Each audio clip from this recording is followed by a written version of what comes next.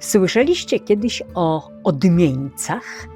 O istotach, które mamuny podrzucały jako ludzkie dzieci? Ponoć były brzydkie i pokraczne i nienasycone. Ale czy każdy? Posłuchajcie legendy o odmieńcu z Doliny Mgły. Dawno temu w dolinie, gdzie poranki były jasne i wilgotne, a rzeka płynęła tak spokojnie, jakby nic na świecie nie mogło jej poruszyć, żyła kobieta imieniem Miłka. Miała syna Jaśka. Chłopiec od początku był inny. Nie chorował, nie sprawiał kłopotów, a jednak budził niepokój. Był cichy w sposób, który nie przypominał dziecięcego spokoju, lecz raczej skupienia kogoś, kto słucha rzeczy niedostępnych innym. Nie bawił się z rówieśnikami, nie wołał matki, nie szukał uwagi. Patrzył długo i uważnie, jakby próbował zapamiętywać świat. We wsi zaczęto szeptać. Mówiono o odmieńcach, o dzieciach podmienionych przez siły, których lepiej nie nazywać. Przypominano stare sposoby rozpoznawania takich istot, dawne lęki i przestrogi. Im ciszej był Jasiek, tym głośniejsze stawały się te opowieści. Miłka nie odpowiadała na żadne z nich. Znała swoje dziecko, jego oddech, jego kroki, ciężar jego dłoni. A jednak nocami coś nie dawało jej spokoju, bo zdarzyło się, że Jasiek zniknął.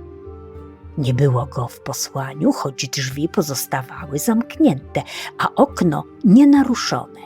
I zawsze wracał przed świtem, mokry od rosy, jakby przechodził przez trawy, których nikt w dolinie nie znał. Pewnej nocy Miłka nie zasnęła. Leżała nieruchomo i czekała. Chłopiec wstał cicho, niemal bez ruchu, jak cień odrywający się od ściany. Wyszedł z chaty, a ona podążyła za nim, ostrożnie nie wołając. Szli długo przez wilgotne łąki i gęstą mgłę, która tłumiła dźwięki i rozmywała kształty, aż dotarli do starego dębu stojącego samotnie na skraju doliny.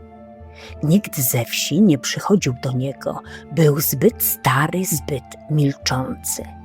Tam chłopiec zatrzymał się. Nie wyglądał już jak dziecko zagubione w nocnej wędrówce.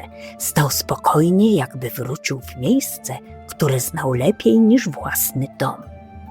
Powietrze wokół zdawało się cięższe, a cisza głębsza niż zwykle. Miłka poczuła wtedy coś trudnego do nazwania.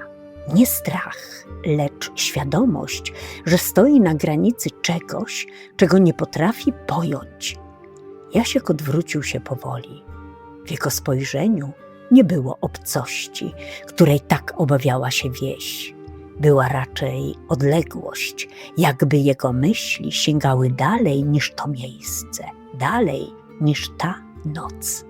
I wtedy Miłka zrozumiała coś prostego i trudnego zarazem, że jej syn nie został nikim zastąpiony, że nie zabrano jej dziecka, że zamiast tego przyszło do niej coś, co nie do końca należy do ludzkiego świata, ale też nie jest mu wrogie. Od tej nocy przestała nasłuchiwać szeptów we wsi. Patrzyła na Jaśka inaczej, nie jak na zagadkę do rozwiązania, lecz jak na obecność, którą trzeba przyjąć bez pełnego zrozumienia.